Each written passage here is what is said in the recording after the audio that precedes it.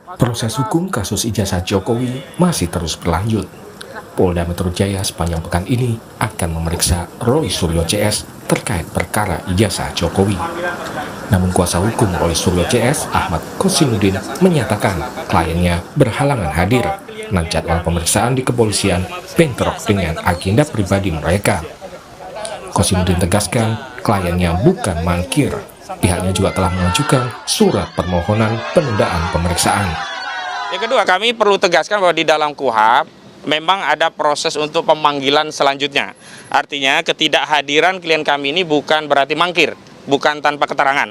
Jadi secara resmi kami nanti akan menyerahkan surat pertama tentu saja kepada penanggung jawab proses penyidikan ini, yakni kepada Direktur Reskrimum Polda Metro Jaya ya. Jadi Reskrimum nanti kita kirim surat, ditujukannya sebenarnya kepada Kapolda Metro Jaya, apalagi Kapolda Metro Jaya kita kan baru yang sekarang ya. Mudah-mudahan surat ini nanti bisa memberikan argumentasi bahwa memang tidak ada panggilan yang diabaikan. Jadi panggilannya patut. Berbeda dengan ketidakhadiran Saudara Joko Widodo yang sebelumnya kita tidak tahu dia dipanggil, dan tentu saja malah kita jadi bingung karena justru penyidik yang mendatangi saksi selaku korban Saudara Joko Widodo ke Solo untuk diambil keterangannya.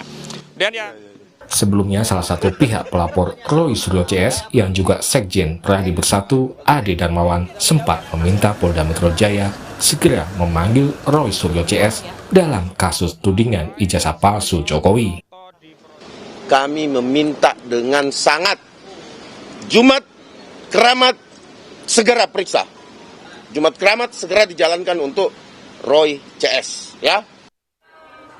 Pada pertengahan Juli lalu, Polda Metro Jaya telah meningkatkan status perkara tudingan ijazah palsu Jokowi ke tahap penyidikan.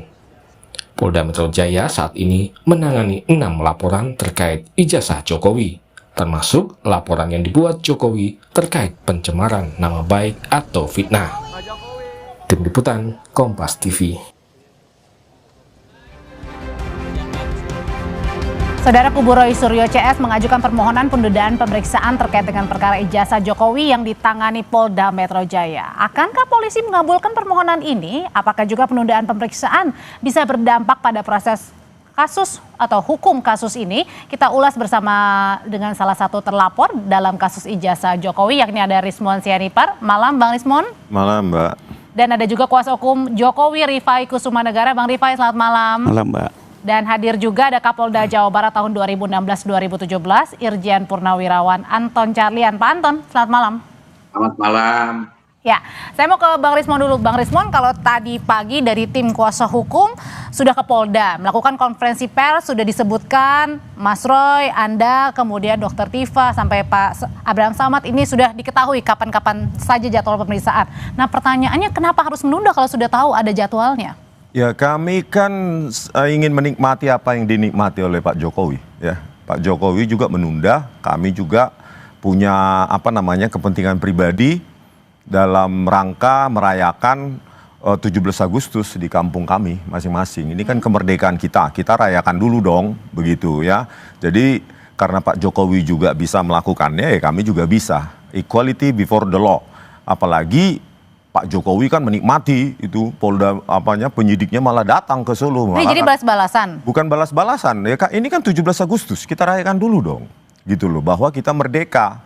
Gitu. Jadi ya kami akan menikmati fasilitas seperti yang dinikmati oleh Pak Jokowi. Bahkan Pak Jokowi lebih menikmati lagi karena penyidik Polda malah datang ke Solo. Berarti Bang Rismon dan kawan-kawan ini menganggap bahwa kasus ini tidak sebegitu serius, jadi lebih serius pada saat yaudah di 17 Agustus dulu baru nanti kemudian berlanjut ini pemeriksaan. Ini sebenarnya suatu kasus yang bagi saya pribadi ini konyol ya, karena bukti itu sudah tidak terbantahkan, kok mau dilanjutkan. Contoh, skripsi yang tidak ada lembar pengesahan penguji itu pasti tidak ada ijazahnya. Lembar pengesahan atau transkrip akademik, transkrip nilai yang ditampilkan di Tipidum pada saat konversi 22 Mei yang menyimpulkan bahwa ijazah itu identik, itu transkrip akademik tanpa ada tanda tangan dan stempel dari dekan dan wakil dekan. Itu kan artinya apa? Itu bodong. Tidak ada transkrip akademik yang tidak ada otoritas yang menandatangani. Jadi Anda menganggap juga dengan kasus dugaan pencemaran nama baik dengan sekarang sudah masuk ke tahap penyidikan, ini juga sesuatu hal yang ini aneh. Sudah dipaksakan, publik sudah tahu, kami sudah menyebarkan bukti ke publik. Kami juga sudah punya transkrip akademik resmi. Lulusan Fakultas Kehutanan tahun 85 itu sangat berbeda. Tidak ada tulisan tangan di situ untuk nilai. Yang ada diketik dan ada otoritas di situ. Pembantu dekan 1 bidang akademik, terus dekan, mereka 2 tanda tangan dan ada stempel di situ. Punyanya Pak Jokowi mana? Transkrip akademiknya kosong melompong. Itu kan memalukan. Jadi bagi kami ini kasus sangat dipaksakan. Emang benar kasus ini sangat dipaksakan sampai tadi juga dari kubu Roy Suryo CS sampai Bang Sianipar juga meminta untuk penundaan. Bang Rifai katanya lebih baik merayakan dulu 17-an. Ya, pertama ya kami kembali lagi, mungkin pihak dari teman-teman TPU memiliki strategi tersendiri, ya kami hormati itu. Tapi sekalipun kami berpandangan ini kontradiksi. Kenapa? Kita baru dengar ya Pak Rismon bilang, wah tidak ada buktinya, tuntutan lemah. Nah kalau memang betul kuat, kenapa nggak hadir ke Polda? Kenapa nggak hadir? Terangkan langsung semua di Polda gitu ya. Ini malah menghindar-hindar gitu. Percuma bicara di depan publik kalau tidak masuk dalam forumnya. Biarlah bukti-bukti yang Bang Rismon punya dan teman-teman bawa ke Polda, serahkan semua. Ini loh Pak Polda, menurut kami ijazah Pak Jokowi palsu begini. Sampaikan. Justru kalau tidak menghadiri ya percuma. Itu bukan langkah pembelajaran yang baik. Itu dianggap menghindar ya katanya. Kedua saya sedikit tergelitik ya. Baru saya dengar ada penundaan pemeriksaan dengan alasan perayaan kemerdekaan. Apalagi semua orang tahu kemerdekaan itu tanggal 17 Agustus. Pemeriksaannya bukan 17 Agustus. Jadi tidak ada korelasinya. Kecuali pemeriksaan di tanggal 17 Agustus, minta tunda, itu pun juga belum pernah saya dengar dalam pemeriksaan orang meminta tunda gara-gara 17 Agustus. Jadi kami melihat ini hanya upaya untuk menghindar. Apalagi juga salah satu Bang Egy kita tahu sendiri juga sudah di luar negeri gitu ya. Jokowi menyatakan bahkan tidak mau datang. Jadi ini kontradiksi. Di satu sisi banyak saya yakin bahwa tidak bersalah, tapi yakin ini penelitian, di satu sisi menghindari pemeriksaan. Emang benar Bang Rismon bahwa ini merupakan upaya menghindar nih? Oh enggak, mengulur-ngulur waktu. Kok menghindar? Kan sudah ada tadi tim hukum Bang Kozinudin untuk mengapa datang untuk meminta penundaan kan? Daripada Pak Jokowi katanya sakit, ternyata hadir juga di Kongres PSI. Itu bagaimana lagi? Ngakunya sakit, padahal sehat kita lihat. Dan Polda Metro Jaya datang loh. Saya nggak meminta Polda Metro Jaya datang ke kampung saya di Baligi sana. Saya tetap datang gitu. Cuma di samping kami ingin merayakan 17 Agustus, kami ingin menyiapkan semua dokumen penelitian dalam bentuk buku kita akan selesaikan di 17 Agustus ini. Dan itu akan kita bawa dalam pemeriksaan nanti kalau kami dipanggil untuk setelah 17 Agustus, kami akan bawa 580 halaman, hampir 600 halaman. Dan itu harus dicatat oleh penyidik bahwa benar kami melakukannya atas nama penelitian. Kalau gitu pertanyaan berikutnya nanti yang akan Pak Anton jawab. Kira-kira penyidik akan mengabulkan nggak sih alasan tadi karena minta ditunda karena mau merayakan dulu 17 Agustus? Pak Anton nanti tahan dulu ya Pak Anton ya. Tapi sebelum itu kita berikan dulu, silakan Pak Anton menjawab. Baik, masalah panggilan itu di dalam hukum Indonesia, kita semua tahu bahwa panggilan itu sifatnya harus dan wajib. Karena kita menganut ajas bahwa kepentingan umum lebih besar daripada kepentingan individu. Ya. Kemudian masalah apakah ini boleh atau tidak, seseorang boleh tidak datang ke panggilan polisi, panggilan jaksa apabila kita sendiri semua tahu ada alasan yang patut dan wajar. Nah, apakah tadi untuk menghadiri acara atau merayakan hari kemerdekaan ini bisa dianggap sebagai satu alasan yang patut dan wajar, ya kita kembalikan kepada Kepolisian Metro Jaya dan kita kembalikan kepada publik. Karena di sini saya tidak berhak untuk menilai. Karena memang kalau kita lihat bahwa panggilan itu wajib di mana? Karena apabila tidak memenuhi panggilan secara 2 kali berturut-turut, atau yang namanya mangkir, tapi di sini belum terjadi mangkir tersebut, maka itu kan ada ancaman hukuman pidananya. yaitu pasal 224. Barang siapa yang tidak memenuhi panggilan dari polisi, jaksa akan mendapat hukuman pidana 9 bulan. Nah, demikian juga di relas panggilan kepolisian itu kan ada pro justitia, demi keadilan, demi hukum. Dan di bawahnya itu sudah diperingatkan apabila tidak hadir memenuhi panggilan ini bahwa akan melanggar pasal 216. Jadi pasal 216 itu apa? Yaitu tidak memenuhi perintah pejabat yang berwenang. Itu pun juga ada ancaman hukumannya yaitu 4 bulan. Nah, itu kalau tadi tidak mohon ya kalau itu Gimana? tadi alasannya karena tidak hadir gitu ya. Kalau pertanyaan berikutnya adalah ini sebenarnya tidak hadir atau menunda sebenarnya. Sekali lagi saya mau minta penegasan, nanti ya Bang Rismon akan menjawab, tetap bersama kami. Jadi untuk Bang Rismon, jadi sebenarnya ini alasannya menunda atau emang nggak mau datang atau jangan-jangan ini juga sengaja nih menjadi ujian begitu ya, dipertanyakan apakah penyidik berani untuk kemudian ya mengabulkanlah permintaan penundaan Anda dan rekan-rekan. Ini cuma penundaan untuk perayaan 17 Agustus sebagai warga negara. Kenapa sih? Kan kami juga jauh-jauh rumahnya, ya kan harus pulang untuk merayakan 17 Agustus. Kan kami tidak minta fasilitas seperti Pak Jokowi, ya penyidik Polda Metro Jaya datang ke kota kami kan. Jadi fair-fair saja lah. Kenapa Pak Jokowi bisa menikmatinya? Yang kedua, apa yang perlu saya sampaikan di sini hal baru adalah tanggal 7 Agustus 2025 kemarin kami mendatangi Kompolnas. Kompolnas. Kompolnas sendiri tidak menyatakan tidak ada keterlibatan pada saat gelar perkara khusus tersebut. Begitu juga tadi pagi ke Komnas HAM dan mereka juga tidak ada menyatakan keterlibatan dalam gelar perkara khusus tersebut. Padahal saya hadir di situ seolah-olah ada wakil dari kedua lembaga tersebut ya, Kompolnas dan Komnas HAM. Jadi kami konfirmasi tidak ada keterlibatan kedua lembaga sebagai pengawas independen penegakan hukum di Indonesia. Inilah makanya ya saya katakan bahwa ini udah ugal-ugalan, seperti dipaksakan. Padahal ya publik sudah tahu lah. Ya Pak Jokowi itu tinggal minta maaf kepada rakyat, menggunakan ijazah palsunya sebagai capres 2014, 2019. Sudah selesai, rakyat bisa memaafkan. Begitu loh. Dan kalau memang bersikeras, tolong jangan dicabut laporannya gitu. Supaya Pak Jokowi sendiri nanti ya kan ingin memidana kami nih, memenjarakan kami 12 orang ya. Datang sendiri ke pengadilan, tunjukkan ijazahnya, jelaskan kepada publik dan rakyat proses akademik dari A sampai Z. Karena kami juga punya bukti-bukti yang membantah dan menyanggah itu. Oke, gimana tanggapannya Bang Rifai? Ya soal hadir di persidangan sudah dinyatakan langsung oleh beliau. Beliau akan datang ke sidang, menunjukkan ijazahnya. Jadi bukan sesuatu yang perlu dipertanyakan. Beliau sudah nyatakan kepada publik. Karena itu kami mendorong untuk perkara ini tetap lanjut ya. Termasuk juga kami meminta, ada dua yang mau kami klarifikasi ya, bahwa tadi Bang Rismon bilang bahwa skripsi Pak Jokowi tidak pernah ada lembar pengesahan pengujian, itu tidak benar ya. Saya sudah saksikan langsung, saya lihat langsung skripsi beliau itu ada tanda tangan pengesahan dari para penguji 3 orang ya. Bahwa itu tidak tercantum di skripsi itu soal lain, tapi saya sudah lihat ada itu di dalam administrasi perkuliahan UGM.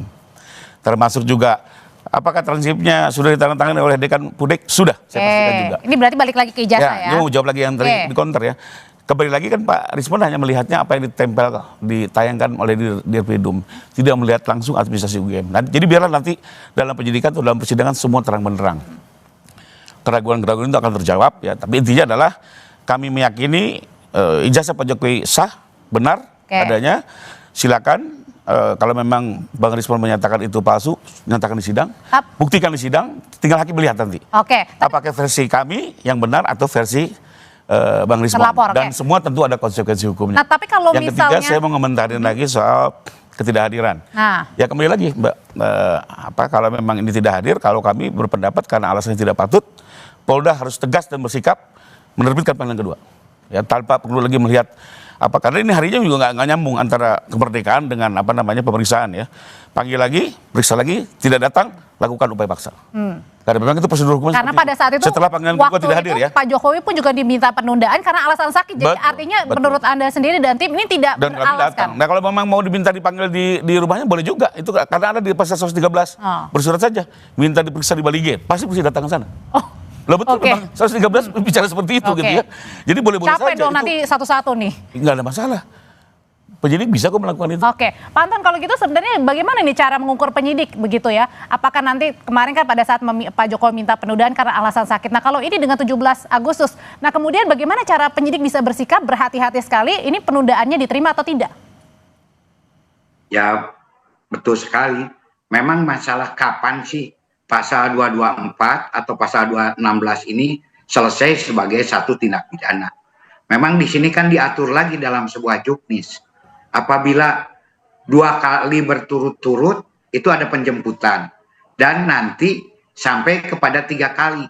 Nah, jadi memang masih ada tenggang waktu sampai 3 kali. Nah, sehingga di sini selesainya satu tindak pidana bahwa mangkir itu sendiri ya kami biasanya menerapkan ketika 3 kali berturut-turut tidak bisa datang ke kepolisian. Nah, di dalam hal ini masalah apakah ini wajar dan tidak, nah itu sangat situasional gitu kan. Apakah ini menurut polisi merayakan hari kemerdekaan ini wajar? Ya silakan saja. Kalau menurut polisi wajar, ya bisa dikabulkan. Tapi kalau tidak, ya ini tidak bisa dikabulkan. Namun biasanya yang menyangkut masalah-masalah yang patut dan wajar itu memang betul. Salah satu adalah bahwa ada sakit atau ada kegiatan lain yang tidak bisa ditunda yang memang sudah terjadwal. Nah itu disampaikan kepada penyidik karena saya juga sering begitu dan biasanya kita memaklumi hal tersebut. Nah kemudian saya juga ingin menyampaikan mekanisme gelar perkara. Ini mohon maaf, gelar perkara di polisi itu ada 2 gelar perkara internal dan ada juga gelar perkara eksternal. Nah, ketika gelar perkara internal itu kewenangan mutlak dari Polri, tidak perlu menghadirkan dari manapun juga. Namun, ketika sudah mengadakan gelar eksternal, itu di dalam juknisnya, itu silakan untuk mengundang siapapun juga. Kemudian satu hal lagi, masalah apakah boleh mendatangi seseorang saksi ketika memeriksa. Itu pun juga diatur di dalam KUHP bahwa memang bisa saja penyidik itu datang ke tempat seseorang apabila di tempat tersebut misalkan lebih banyak lagi saksinya dan memang yang bersangkutan itu dalam kondisi sakit gitu. Jadi itu boleh dan itu pun juga hanya terbatas pada saksi. Nah, sementara seandainya saksi... Artinya berarti Pak Anton bukannya pilih ya, bukannya pilih memilih begitu ya, yang ini boleh dan ini tidak, itu artinya tidak seperti itu ya, karena memang ada alasan tertentu yang memang sudah ada aturannya, diperbolehkan oleh KUHP. Kecuali saksi yang akan menjadi tersangka. Kita ada di dalam juknis, itu tidak boleh. Tetapi kalau saksi pure, sebagai saksi murni, kita boleh datang. Itu malah sebagai salah satu pelayanan masyarakat.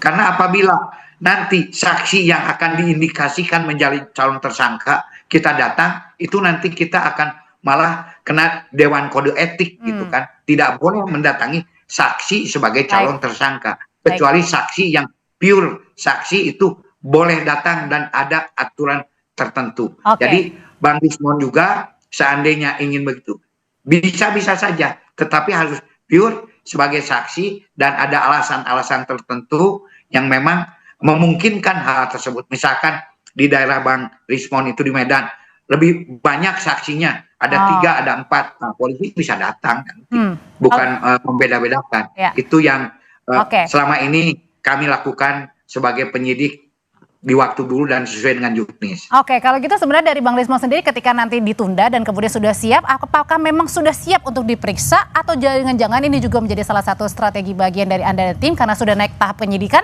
jangan-jangan juga mengulur nih, ada tersangka penetapan atau enggak? Nanti dulu ya Bang. Itu rahasia. Nanti dulu Bang, usai jeda. Bang Rismon, dengan penundaan ini sebenarnya memang Anda sedang menyiapkan bukti baru atau Anda sedang mengulur-ngulur waktu karena sudah naik ke tahap penyidikan dan belum ada penetapan tersangka di kasus ini? Bukan mengulur-ngulur ya, kan memang dibilang seperti dibilang Pak Anton, kan ada kesempatan panggilan kedua, panggilan ketiga, sembari kami menyusun menuntaskan buku kami. Dan tadi merayakan ulang tahun kemerdekaan Indonesia, karena kami berharap Indonesia ini jauh lebih baik di bawah kepemimpinan Pak Prabowo Subianto. Nah, terkait dengan pernyataan Bang Rifai tadi ya, bahwa ada lembar pengesahan penguji yang katanya ada atau tidak, yang pasti tidak ada gitu ya. Jadi kami sudah tanyakan ke Wakil Rektor bidang akademik ya, Profesor Wening ya di UGM pada tanggal 15 April yang memang tidak ada. Itu yang kami tanyakan posisi pentingnya. Yang kedua, lembar transkrip nilai akademik. Oke, kita lihat nanti di persidangan apakah itu buatan kapan ya. Itu juga perlu kita periksa bersama gitu loh. Jadi kalau dokumen palsu ini kan gampang dibuat dengan tanda tangannya, stempelnya, tapi percayalah ya, kami tidak sebodoh itu langsung mempercayai apa dokumen yang disajikan nanti di persidangan.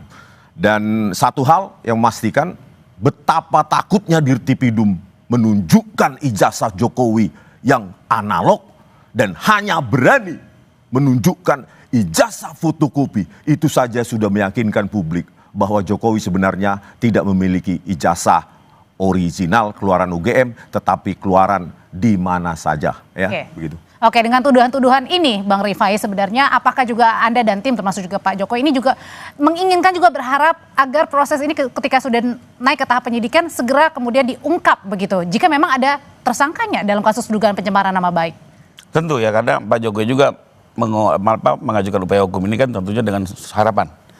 Dua tujuan, pertama adalah nama baiknya dipulihkan, kedua terkait ijazah Pak Jokowi ini akan diuji oleh pengadilan nantinya. Apakah ini sah, benar atau tidak. Jadi memang selalu ini harus diikuti dan kita mendorong ini segera selesai ya. Sampai dengan nanti di pengadilan. Jadi soal pembidanan itu bukan menjadi target kami, tapi justru kejelasan mengenai ijazah ini juga menjadi hak bagi Pak Jokowi, karena beliau ini boleh dibilang ya nama baiknya kan betul-betul terkoyak nih ya, dibahas terus bersekian lama di sosial media gitu ya, sampai begitu yakin dia Pak Rismon. Nanti biar di sidang semua akan terlihat semua ya. Saksi juga sudah sangat banyak diperiksa, ahli sudah sangat banyak ya. Kebetulan kalau saya sendiri kemarin sudah melihat langsung arsip-arsip di UGM, saya sudah lihat langsung dan kita semakin yakin ini clear and clear. Ya, itu tinggal nanti silakan juga publik mengikuti persidangannya secara terbuka ya, sama-sama kita saksikan agar nanti bisa terjawab apakah ijazah Pak Jokowi ini sah atau sebaliknya. Oke, kalau gitu Pak Anton dengan palsu. Atau gitu dengan penyelesaian ini, apakah kemudian dengan penetapan misalnya kalau ada tersangka begitu ya dengan didugaan kasus pencemaran nama baik, apakah ini akan berakhir sampai di sini atau memang masih akan berlanjut lama nih kasus ini? Ya sebetulnya kan kasus 310, 311 fitnah pencemaran nama baik ini kan delik aduan. Kalau delik aduan itu kan ya ketika yang bersangkutan yang bersengketa nanti ya siapa tahu nanti adanya islah atau perdamaian ya selesai ini. Yang penting tidak sampai ke pengadilan, ketika masih bisa terjadi perdamaian ya delik aduan kan bisa dicabut itu. Yang penting jangan sampai sudah diputus itu kemudian berdamai, itu tidak bisa karena itu sudah inkrah ya. Dan juga saya di sini ya sangat menarik sekali kasus ini. Saya juga berharap kepada Bang Rismon, CS gitu, tidak perlu bercermin pada kaca yang retak gitu. Kalau Pak Jokowi nanti tidak hadir gitu kan, tidak usah diikuti kalau memang itu memang dianggap salah. Tunjukkan bahwa kita sebagai warga negara yang baik, yang taat hukum. Nah mungkin masyarakat pun juga akan lebih respect dengan hal itu. Jangan sampai nanti malah ada yang menilai seolah-olah alasannya ya kekanak-kanakan dan lain-lainnya. Maklumlah masyarakat gitu kan. Itu kita gentleman bahwa Bang Rismon dan Pak Roy ini betul-betul sebagai pendekar hukum yang memang taat ajas hukum. Ya untuk kebenaran sekalipun langit runtuh kan ya tegakkan hukum. Nggak usah takut kan. Itu yang saya harapkan. Gitu kan. Oke, kalau gitu singkat ya dari bapak-bapak berdua, akankah tadi kalau meminjam kata Pak Anton, mungkin nggak sih berdamai islah? Singkat aja. Pak Jokowi harus jujur. Rakyat sekarang sudah tidak bisa ditipu lagi. Ya. Jadi udah jujur aja lah, rakyat akan memaafkan. Oke, Bang Rifai? Ya, karena berita ini sudah kemana-mana ya. Bukan hanya persoalan ini kan bukan hanya di TPUA. Sekarang publik juga sudah mengkonsumsi berita ini, maka bagi kami justru kepastian hukum bahwa ijazah ini sah atau tidak itu juga menjadi satu buah tujuan ya. Taruhlah misalnya ada istilah, apakah publik bisa menjawab atau itu jangan-jangan oh ini hanya negosiasi politik lah. Oke. Sementara dianggap tetap ijazah itu bermasalah. Nah, ini forum yang kita bisa lakukan ya. Dan nggak perlu khawatir jenis pemidanaan pun ke depan sudah berbeda ya. Baik. Tidak lagi seperti zaman dulu ya.